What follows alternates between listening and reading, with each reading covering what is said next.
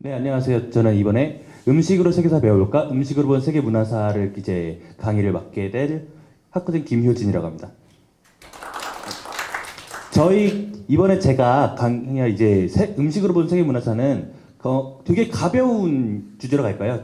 정말 역사를 깊게 그리고 좀 전문적으로 배우기보다는 제 지금 강의를 하는 제 자신도 아직 졸업을 아직 않은 학부생이기 때문에 제가 가르친다라기보다는 같이 공부해 나가는 어떻게 더 쉽게 공부를 할까 역사를 그런 가벼운 주제로 갈 거라서 이제 컨셉을 식탁에서 출발하는 가벼운 역사 산책 정도로 이제 잡아봤습니다.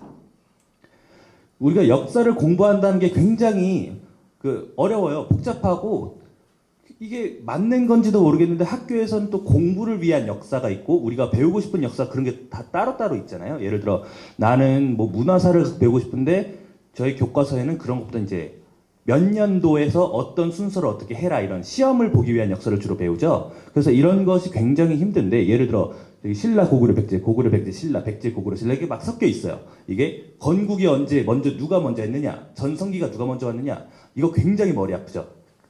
예, 그리고 서양사를 보면은 뭐 영국사의 권리청원 권리장전 이런 얘기 나옵니다.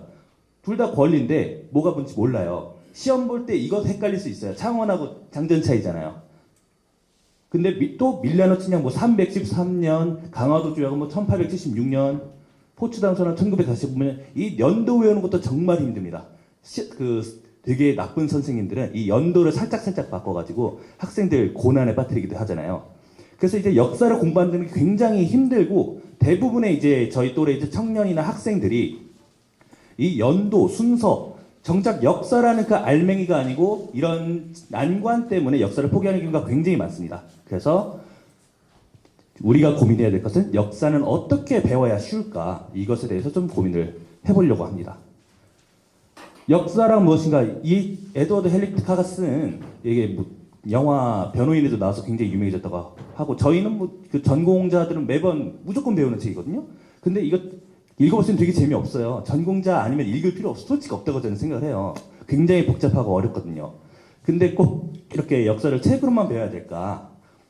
저희 초등학교 보면은 뭐 아름다운 이 땅의 금수강산에 해가지고 이제 한국을 빛낸 100명의 위인들에서 역사를 노래로도 굉장히 많이 배우잖아요. 이렇게 초등학교 때부터 노래를 해왔고 그러면서 예를 들어 뭐 단군 할아버지 이래로 계속 위인들이 어느 분들이 계셨고 이런 것도 노래로도 배워왔죠. 이번에 작년 겨울에 굉장히 추운 날씨 속에서도 많이 가신 분들이 여기 계신 분들 중에도 있으실 겁니다. 그리고 저도 갔었고 굉장히 많은 분들이 함께 해주셨을 거예요. 광화문 딱 이게 되게 재밌는 거죠. 광화문은 조선시대 일종의 유적이라고 생각할 수도 있겠죠. 근데 그 앞에는 현대사, 대한민국 현대사가 함께 이루어지고 있어요. 그러니까 현장에서도 그리고 이렇게 남아있는 유적에서도 역사를 또 배울 수가 있고 심지어는 이제 무한도전에 이제 설민석 강사님 나오셔가지고 이게 한 에피소드가 있었는데 이제 예능에서도 역사를 배울 수가 있다는 겁니다. 이렇게 역사는 다양하게 우리 삶 곳곳에서 배울 수 있다는 겁니다.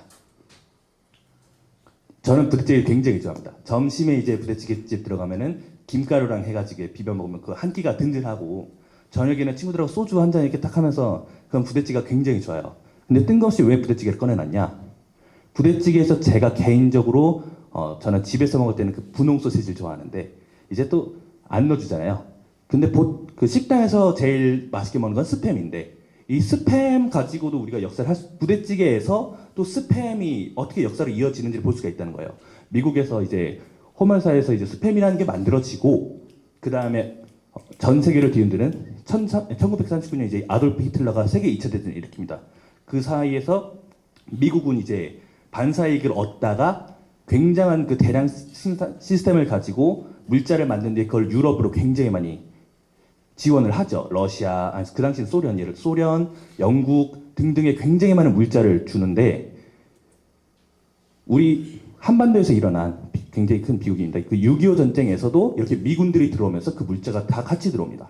그러면서 이제 스팸이라는 것이 전 세계 미군들이 간 곳에는 항상 스팸이 따라다녔다는 거예요. 그래서 영국에도 스팸 관련 굉장히 많은 음식이라든가 문화가 남아있고 러시아에도 남아있고 일본에도 오키나와 쪽으로도 남아있고 심지어는 우리나라 부대찌개 안에도 이 스팸 그리고 2차 세계대전 그리고 6.25 전쟁이라는 참혹한 역사가 들어가 있다는 겁니다. 그래서 겨우 부대찌개 한 그릇에도 이렇게 슬픈 역사가 담겨 있다. 네, 이렇게 얘기를 할 수가 있겠습니다.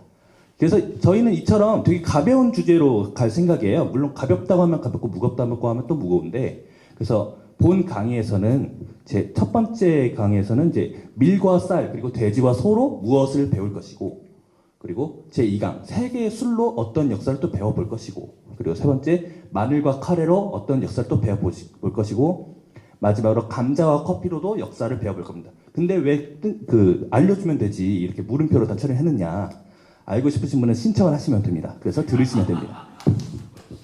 네, 그래서 준비물이 있는가? 필기도구가 있으면 좋겠죠. 저는 그렇게 무거운 주제도 아니고 복잡한 주제도 아니기 때문에 무조건 필요하진 않으나 혹시 원하시는 분이 이제 필기도구를 준비하시면 좋겠고, 제가 개인적으로 또 말씀드리고 싶은 건 이게 굉장히 어려운 전공 수업이 아니에요. 그러니까 교양을 듣는, 아니면 예를 들어 시청에서 하는 그런 가벼운 교육 프로그램을 듣는다, 이런 가벼운 마음가짐으로 긴장감을 풀고, 지금 강사님 저부터도 긴장을 하고 있는데 이렇게 긴장감을 풀고 같이 할 수 있는 기회가 됐으면 좋겠다라고 말씀드리고 싶고, 마지막으로 주제에 맞는, 예를 들어 아까 술 같은 경우도 이게 주제에 맞는 간식들을 이제 가져오시면 또 먹으면서, 밀 얘기할 때 빵 먹으면서 얘기할 수도 있고, 쌀 얘기할 때 햇반, 물론 그 보기가 안 좋을 수도 있겠습니다만은 이런 걸 해볼 수도 있겠죠. 대신에 그 술 같은 경우 약간 좀 내가 창피하다, 적절한 포장 기술을 이용하시면 됩니다. 뭐 생수통에 소주 든데 그거 어떻게 알겠습니까? 네, 그래서 많이들 신청을 해주시고 제가 쭉 뵙고 싶습니다. 제가 5명을 이제 최소 인원을 했는데 안 되면 이렇게 말씀드린 게 모두 물거품이 됩니다. 그래서 꼭 신청해 주시길 빌면서 7월에 뵈었으면 좋겠습니다. 네, 감사합니다.